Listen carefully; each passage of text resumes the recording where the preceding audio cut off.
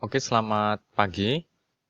Selamat datang di kelas 12. Saya ucapkan selamat sudah sampai di titik ini.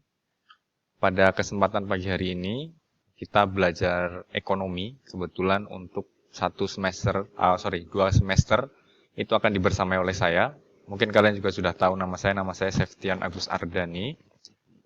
Jadi saya akan mengampu ekonomi di kelas 12. Oke, tadi kalian sudah melihat atau menonton video yang saya bagikan.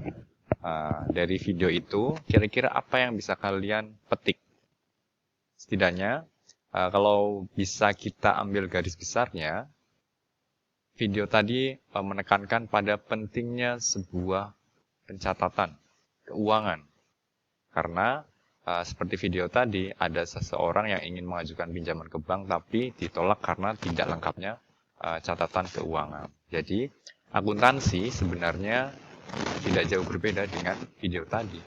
Jadi akuntansi sebenarnya mengenai seni mencatat laporan keuangan seperti itu. Nanti detailnya seperti apa akan saya jelaskan.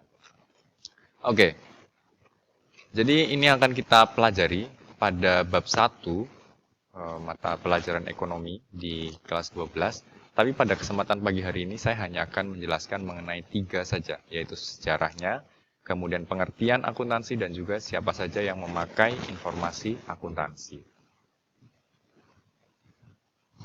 Oke, jadi ini namanya yaitu Bapak Luca Pacioli. Beliau merupakan kita kenal sebagai Bapak Akuntansi. Jadi akuntansi itu merupakan karya dari beliau ini. Jadi akuntansi ditemukan ini di tahun 1494. Jadi Pacioli ini menguraikan suatu sistem yang dapat digunakan untuk memastikan bahwa informasi akuntansi telah dicatat secara efisien dan akurat. Saya rasa ini nggak perlu terlalu berlama-lama, ini nggak penting. Oke, selanjutnya.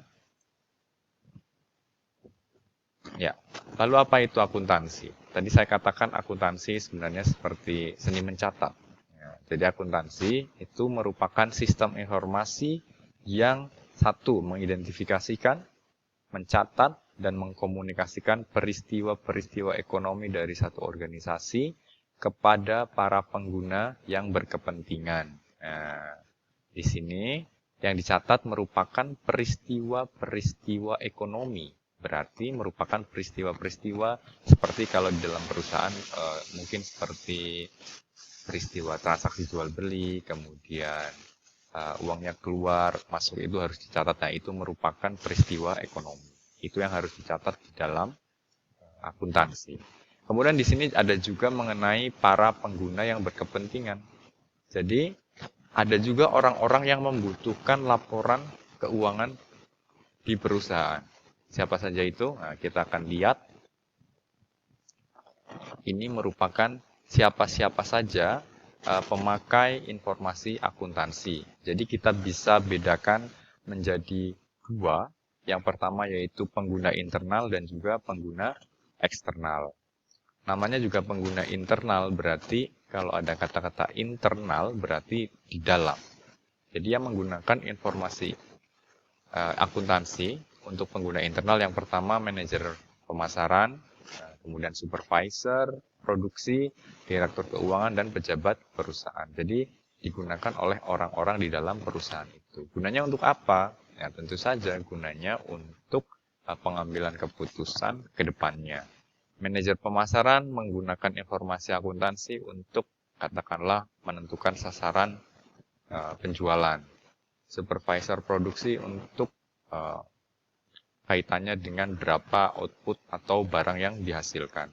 Direktur keuangan gunanya untuk apa? Melihat laporan akuntansi tentu saja untuk memimpin sebuah perusahaan untuk menentukan kebijakan. Lalu di sini ada juga pengguna eksternal, namanya juga eksternal berarti di luar dari perusahaan. Siapa saja? Ada investor, kreditur, badan perpajakan, dan lain-lain. Investor itu merupakan orang yang menanamkan uangnya di perusahaan. Investor butuh laporan akuntansi untuk mengetahui apakah perusahaan itu baik-baik saja atau tidak. Kalau perusahaannya tidak baik-baik saja, investor tidak akan menginvestasikan uangnya di situ. Kemudian di sini kreditur. Nah, kreditur di sini merupakan orang yang memberikan pinjaman. Tentu orang yang akan memberikan pinjaman harus mengetahui kondisi perusahaan. Kalau perusahaannya tidak sedang baik-baik saja, maka kreditur harus berpikir 2 kali apakah dia akan memberikan pinjamannya atau tidak.